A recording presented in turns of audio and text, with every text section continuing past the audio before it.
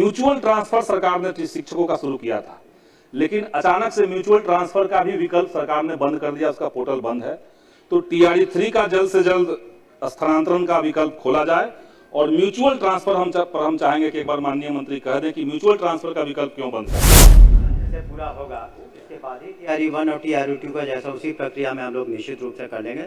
और म्यूचुअल का जहाँ तक एक सर्टेन पीरियड तक खुला था, जिसके आधार पर हुआ था, हम पुनः उस पर विचार करेंगे। नमस्कार, न्यूज़ 4 नेशन देख रहे हैं। यहाँ पर मैं हूँ सानिया आपके साथ। विधानसभा में आज बजट सत्र का दूसरा दिन है और आज भी सदन में जोरदार हंगामा देखने को मिल रहा है। इसी बीच आपको बता दें कि माले विधायक संदीप सौरभ सदन में खड़े हुए, उन्होंने सवाल जवाब किया शिक्षकों को लेकर, तो वही शिक्षा मंत्री ने इसका जवाब दिया और कहा कि म्यूचुअल ट्रांसफर जो है अब होगी, यानी कि ट्रांसफर पोस्टिंग का जो मामला रुका हुआ था, जिसको लेकर संदीप सौरभ ने सवाल किया सरकार से, सरकार को घेरा। इसका जवाब देते हुए उन्होंने कहा कि अब म्यूचुअल ट्रांसफर पोस्टिंग सब कुछ होगा, कोई दिक्कत नहीं होगी। उनकी तमाम तस्वीरों के साथ हम आपको छोड़े जाते हैं, जरा सुनिए कि सुनील कुमार क्या कुछ कह रहे हैं। टीआरई 3 के बाद 2 और बहालियां हुई हैं, वो प्रश्न में स्पष्ट है। ये प्रधान शिक्षक और प्रधानाध्यापक, ये दोनों बहालियां भी हुई हैं। दोनों का ट्रांसफर का विकल्प सरकार ने खोल रखा है। टीआरई 1 टीआरई 2 का भी है। केवल टीआरई 3 के जो अभ्यर्थी हैं उनके लिए ट्रांसफर का विकल्प नहीं खुला है और 1 साल से ज्यादा बहाली का हो चुका है। ये लोग अपने गृह जिला से 300 किलोमीटर, 400 किलोमीटर, 500 किलोमीटर का पोस्टिंग इनको दिया गया है। बक्सर के लोगों को पूर्णिया, पूर्णिया के लोगों को रोहतास, इस तरह से पोस्टिंग मिला है। तो उसमें कई सारी महिलाएं हैं, उनको कोई विकल्प नहीं मिल रहा है। तो सरकार जल्द से जल्द उसको शुरू करे। एक तो ये बात कहना चाहते हैं।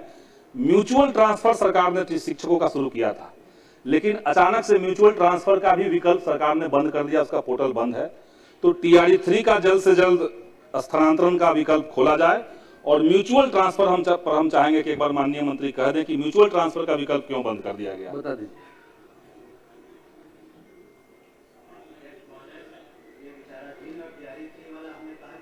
जैसे पूरा होगा इसके बाद ही टीआरई 1 और टीआरई 2 का जैसा उसी प्रक्रिया में हम लोग निश्चित रूप से कर लेंगे। और म्यूचुअल का जहाँ तक एक सर्टेन पीरियड तक खुला था, जिसके आधार पर हुआ था, हम पुनः उस पर विचार करेंगे। अध्यक्ष करेंगे, कुछ इलाके शिक्षक है ही नहीं, तो म्यूचुअल में तो कोई नुकसान नहीं है। वहाँ के शिक्षक वहाँ जा रहे थे। मंत्री ने कहा विचार करेंगे।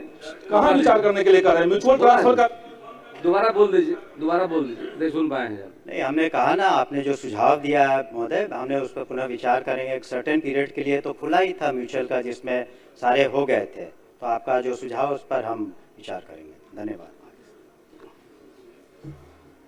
माननीय सदस्य मोहम्मद मुर्शिद आलम जी।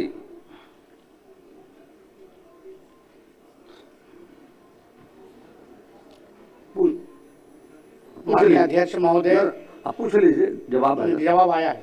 जवाब दीजिए, बताइए।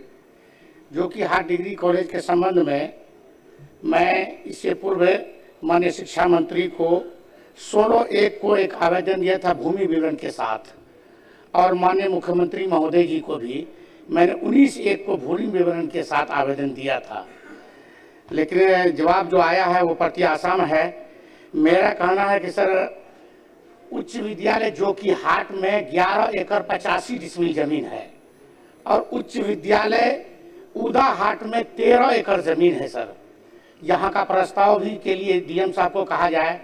साथ ही सर, मेरा आग्रह है मंत्री महोदय जी से कि जो कि हाट जो +2 उच्च विद्यालय है, वहाँ पर काफ़ी बिल्डिंग है जिसमें डिग्री कॉलेज के क्लासेस को चालू किया जा सकता है, और समय सीमा भी सर बता दिया जाए कि कब तक डिग्री कॉलेज खोला जाए। क्योंकि 26 पंचायत और 1 नगर पंचायत का प्रखंड है, एक भी डिग्री कॉलेज नहीं है सर, पिछड़ा इलाका है सर। माननीय अध्यक्ष महोदय, इन्हीं सब बातों को देख के राज्य सरकार द्वारा वित्तीय वर्ष 25-26 के बजट अभिभाषण में माननीय मुख्यमंत्री जी ने 7 निश्चय 3 में यह तय किया था कि प्रति प्रखंड में हम लोग डिग्री कॉलेज की स्थापना करेंगे। उसमें जो करीब 213 ऐसे जगह हैं जहां पर डिग्री कॉलेजों को स्थापित करना है, और हम लोगों ने जो व्यवस्था की है कि इसको चरणबद्ध तरीके से अगले 4 साल में पूरा करेंगे। और जहां तक प्रश्न है, उन्होंने जैसा कि माननीय सदस्य ने कहा कि वहाँ पर व्यवस्था है, तो वो हम लोग उसका आकलन कर रहे हैं कि कुछ डाइट भी हैं जो ट्रेनिंग इंस्टीट्यूट्स हैं विभिन्न जिलों में, उसके अलावे जहाँ पर संभव हो पाएगा उसकी चिन्हित करके हम लोग शुरू करेंगे। और जहाँ पर नहीं है वहाँ ज़मीन को एक्वायर कर, जो डीएम से हम लोग ने मांगा है 5 एकड़ ग्रामीण क्षेत्र में, 2.5 एकड़ शहरी क्षेत्र में, तो वहाँ डिग्री कॉलेज का चरणबद्ध से हम लोग स्थापना करेंगे और इसका निर्माण करेंगे। धन्यवाद।